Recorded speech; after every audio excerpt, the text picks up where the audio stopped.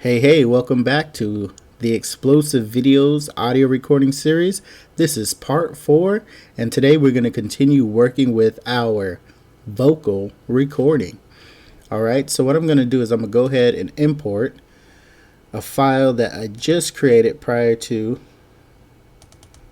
recording. Yada, yada, yada. And this is what it sounds like. Now, before I hit the play button, come on, people. I am a comedian at heart. I am doing these videos because I want to help out other people on my second channel. But if you didn't know, I have explosive videos, not the explosive videos, which is where these tutorials are.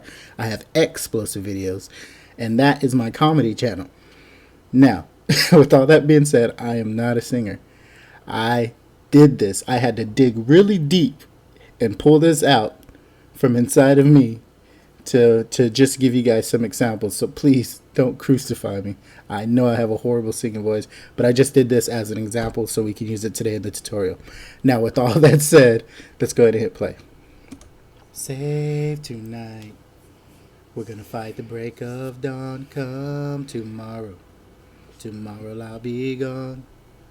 Okay, and if you recognize that song, 10 points for you. If not, oh well. I used to love that song when I was like in 7th or 8th grade, and I was trying to think of something, and that's what popped in my head right now. Okay, so the first thing we're going to do is something we already know. It's kind of review. We're going to go ahead and noise removal. It's the first step I always do in audio recording. I'm going to get that noise removal because even though you don't hear it, there's going to be some type of hissing and stuff going on. So I got the profile. Now I'm going to go ahead and remove it. Now, I don't know if I showed this before. I'm sure I did, but if you want to do a quick select instead of going all the way across and dragging it, if you want to do just a quick select, all you do is click over here in the blank area of the track, boom, and it selects it all. And then if I have multiple tracks, I can just simply drag this down here. Okay, so the first effect that I want to show you guys, or the first new effect, is going to be the compressor. Most people use this whenever they're recording audio. I kind of got away from using it as of late, but hey, you guys feel free to use it. So compressor, and what this is going to do is it's actually going to smooth out your sound, your voice, kind of smooths everything out. So let's go ahead and hear it. Save tonight. We're going to fight the break of dawn. Come tomorrow. Tomorrow I'll be gone. Okay. And then we got still got some background stuff here. So I'm going to go ahead. I have no other tracks or anything, so I'm just going to go ahead and hit the backspace. I selected that stuff I didn't want to hear. Boom. I'm going to go over here. And I believe it was Control L for silence. Yep, Control L is that hotkey. I had learned it and then quit using it, so that's why it's still a little. Save tonight. We're gonna fight the break of dawn. Come tomorrow. Tomorrow I'll be gone. Okay, so that sounds decent. I cleaned up the little sounds that are in there. Okay, so the next effect I want to add on here is going to be the Normalize. And what the Normalize does is it simply just takes out normal highs and lows and tries to even out your whole recording. So let's see. Beep. Save tonight. We're gonna fight the break of dawn. Come tomorrow. Tomorrow I'll be gone. Okay. And you know what? I'm just gonna go ahead and add another effect to this tutorial because I feel like I went through those so quickly. And remember, each one of those are gonna have their own adjustments. You could go in there and adjust them. But I like to use the presets that are in here.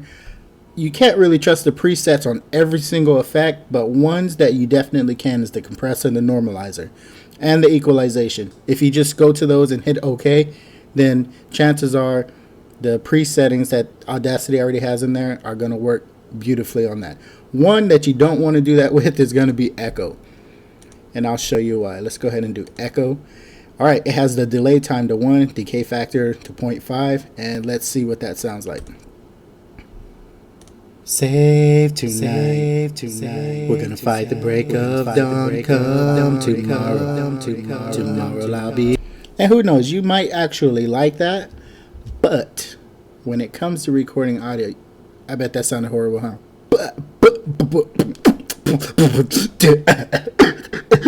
Okay, yeah, whatever. Undo that, and then this is gonna be the last one here, and I could just simply change the decay factor. Boom, and see how that does. Save tonight. We're gonna fight the break of dawn. Come tomorrow. Tomorrow I'll be gone. Okay, so that's enough on the echo effect. One more effect that I want to show you guys, which is going to be very important if you're doing vocal recording, is going to be the GVerb effect. As soon as I find it. There we go. The GVerb effect. Alright, with your GVerb effect, this is what makes you sound like a singer. It adds those effects that you need to sound like you're actually singing. Okay? Now, if you go ahead and set the standard presets or the presettings that are in GVerb, it sounds horrible. Let's go ahead and check it out. Say tonight, we'll fight the break of dawn. Come tomorrow. Tomorrow I'll be gone. Yeah, I didn't like that at all. Sounded like I was in a well, which was inside of a long, dark hallway, and there were people with black robes and candles and a cat that was about to be sacrificed. That's what that sounded like to me. So let me go ahead and show you some quick settings that I have that would give you that basic singing sound, like if you're in a normal size room. I don't know, it just sounds good. All right, so let's go ahead. So it's going to be, for room size, it's going to be 40, and you're going to set your reverb time to 4 seconds, and then your damping is going to be 0.9, and then your input bandwidth is going to be set to 75, which is already there. Then you're going to take dry signal level down to 0. Bam. Early reflection level, you're going to go ahead and do that to -22. And your tail level is going to be set to -28. Let's see how that sounds. Save tonight. We're going to fight the break of dawn. Come tomorrow. Tomorrow I'll be gone. So those GVerb settings right there, I like to call just a quick fix on some audio. If you don't like the way that sounds, you can tweak those and adjust those settings as you like. Down in the description, I'm going to give you guys some cheats that I have that will give you various different sounds. Let me go ahead and show you guys another one. That quick fix one is my favorite. I have about 4 or 5 different ones, and like I said, they'll all be down in the description, all the settings and everything, and you guys could pick through those and see which ones you like and how they make your vocals sound. So let me go ahead and show you one more. Okay, so this one is going to be the small hall, and we're going to set that to 40 room size. Then we're going to go reverb time 1.5. Then we're going to go to damping. That's going to be 0.1. Input bandwidth is going to stay 7.75. Then we're going to do -1, 0.5 here. Then we're going to go -10 and -20. All right. So this is the bright small hall. Save tonight. We're going to fight the break of dawn. Come tomorrow. Tomorrow I'll be gone. Alright, that's what GVerb does. And you guys can adjust those and tweak them and make them sound any way you'd like. Alright, next thing I'm going to show you guys is how to export. But prior to that, one thing I always do, whether I have multiple tracks or whether I have one single track on here, is I like to go over to tracks, and then I do mix and render. It's just a group of presets that they already have figured in there, and it mixes and renders your audio all together. So that's one thing I always do. And then I'm going to go ahead and select my track. If I had more than one, I would just do Control A to select them all, or you can do with the selection tool, drag down with them all. Then you're going to go to File, hit Export, and we're gonna, this is where I want to go. Let's do Save Tonight, and I'm just going to put Final on there so I know it's the different from the original audio file. Then I'm going to hit Save. Once you do that, your metadata box goes ahead and pops up. You could put in the artist name. Go ahead and put my name here. Then title track. Save Tonight. Final. Album title.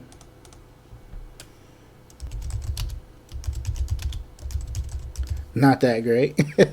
And then you go ahead and put your track number, the year, the genre of music, and then any additional comments that you want there. And what this does is this puts in all that metadata into your audio file. So let's say if you were to go ahead and play it with Windows Media Player, it's going to pop up with all that information. If you were to put it, this is just all the information that goes into the track. So if you see it on your computer, it'll have just like any other song, unless you illegally downloaded it. Huh? Is that what you guys are doing out there? I'm just kidding. But just like any other song, it's going to have all the information that goes along with it. And you know, this is big time right here. And this free software, this is big time. You have your own produced work with all your information looking and feeling all professional. When you go and give it to that music producer, and they're like, man, you can sing. Like, oh, we're going to sign you on the spot. Okay, maybe that's not going to happen, but this is it in this free software called Audacity. So I'm going to go ahead and click OK. And voila. This is only 9 seconds worth of audio, so you really didn't even see the progress going on there. But sometimes it might take a little bit of time depending on how big your composition is. Okay, so let's go ahead and take a look at it.